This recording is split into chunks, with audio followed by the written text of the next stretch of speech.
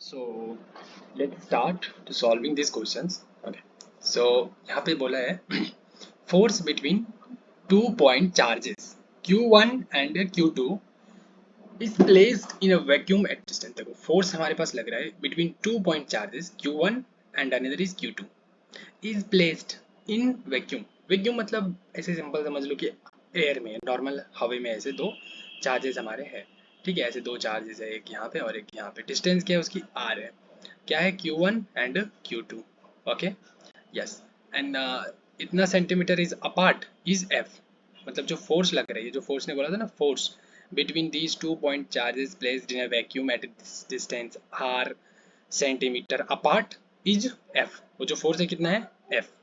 Okay, तो हमें force का सिंपल फॉर्मूला पता होता है कि दो चार्जेस के बीच जो फोर्स लगता है कूलम्ब फोर्स, वो क्या होता है F is equal to K Q1 Q2 upon R square. Okay, and K क्या होता है, के जगह पे 1/4 पाई एप्सिलॉन नॉट रखते हैं. ठीक है, ये रखते हैं. एंड यहाँ पे Q1 Q2 upon R square कर देते हैं. ठीक है, तो ये राइट.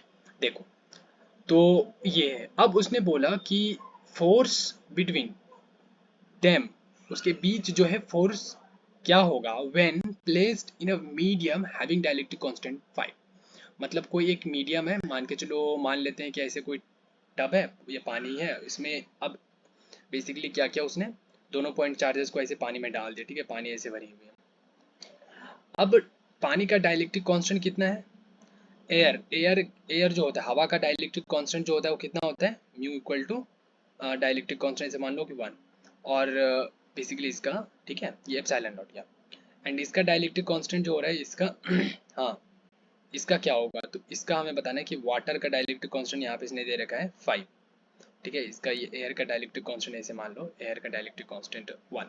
ठीक है, और इसका 5 यहाँ पे दिया है इसने. तो अब इसके बीच डिस्टेंस भी चेंज कर दिया इसने, r/5 कर दिया, मतलब छोटा कर दिया, कम डिस्टेंस यहाँ पे रख दे दो चार्ज को, बहुत ही छोटा कर दिया ना, r/5 कर दिया.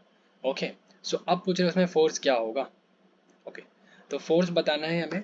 ठीक है, पानी में हमने डुबा दिया, डिस्टेंस भी कम कर दिया, r/5 कर दिया, और इसका डाइलेक्ट्रिक कांस्टेंट हमें पता है, तो वो हमें पूछ रहा है अब इन दो चार्जेस के बीच में फोर्स क्या लग रहा है वो बता दो हमें. ठीक है, तो हम दो कंडीशन देखेंगे. देखो, जब हम एयर की बात करते हैं, ये याद रख लेना, एयर में दो चार्जेस के बीच जो फोर्स लग रहा होता है वो ऐसे निकालते हैं, 1/4 pi epsilon naught into Q1 into Q2 upon R square.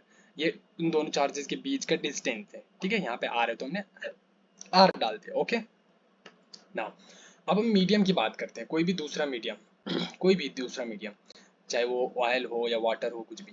देखो, उसके बीच इसने क्या किया, चार्जेस तो सेम है लेकिन डिस्टेंस कम कर दिया, r/5 कर दिया. अब पूछ रहा है कि इसका हमें फोर्स बताओ कितना होगा.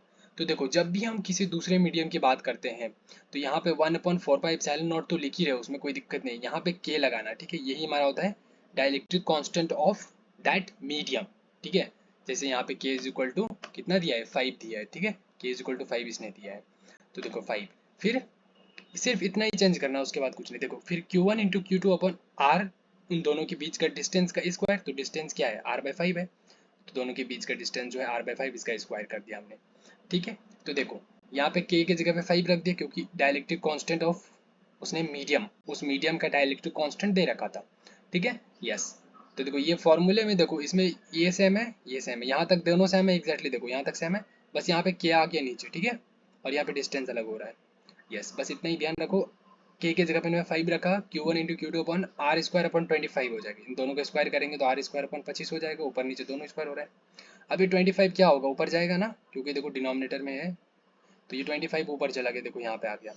और यहाँ पे 4 पाई एप्सिलॉन नॉट इंटू 5, तो 5 5 जा 25, 5 बच गया ऊपर. यस, तो हमारा क्या हो गया, 5 into Q1 into Q2 upon 4 pi epsilon naught. ठीक है, और ये Q1 into Q2 upon 4 pi epsilon naught, इसी को तो हमने ऐसे लिखा था कि F is equal to 1/4 pi epsilon naught into Q1 into Q2 upon R square. देखो, यही चीज़ है ना, हमने यही तो लिखा है, 1/4 pi epsilon naught into Q1 into Q2 upon R square.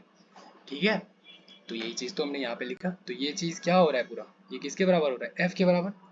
तो बस हम डाल देंगे F. तो ये 5 हमें एज इट इज़ यहाँ पे लिखते हैं 5, और इसके बदले क्या लिखेंगे, F लिखेंगे.